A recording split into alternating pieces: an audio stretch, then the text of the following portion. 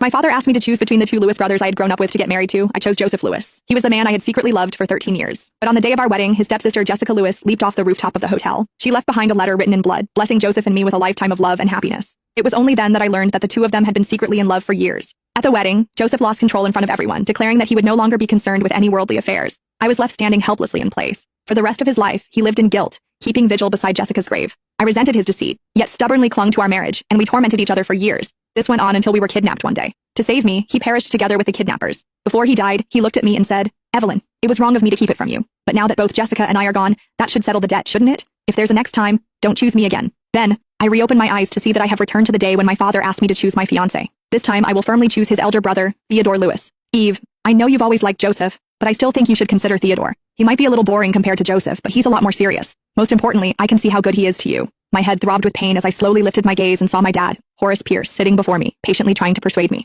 When I looked around, I realized that I had been reborn. I had been reborn to the time before everything had happened. In my past life, after Joseph died, I was forced off a cliff into the sea by the kidnappers' accomplices. Even now, I could still feel that suffocating sensation of salt water flooding my lungs. I fearfully took a deep breath, as if it were the only way I could convince myself I had truly come back to life. Dad saw how pale I was and asked worriedly, "Eve, what's wrong? Are you feeling unwell?" He then hollered at the butler, "Call Dr. Chase right now." At his worried expression, I hurried to reassure him. "Dad, I'm fine, really, I just caught a little cold."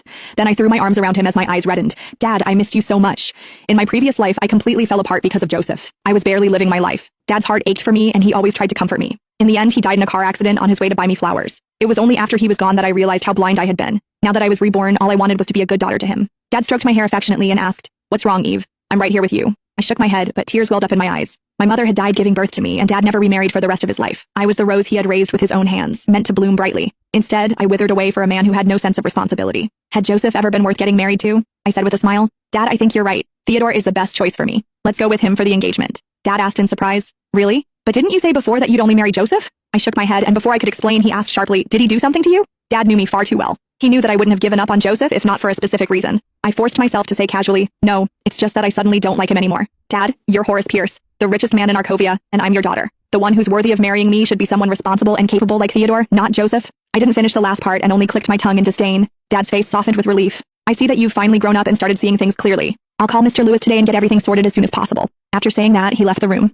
Once he was gone, I received a message from Joseph. He told me to get ready and that he was coming to pick me up. That was when I remembered that today was Jessica's birthday and she had invited us to the Grand Royal Hotel to celebrate. In my past life, I hadn't known anything about their relationship, so I treated my future sister-in-law with all the sincerity I had. In fact, I spent millions on her gifts every year. But before she died, she left a note calling me a homewrecker, and I was torn apart by public outrage for months. Yet, it was they who had deceived me. In this life, I swore never to have anything to do with them again, and tonight was the perfect chance to cut off any ties with them. I stayed home all day and did nothing. By evening,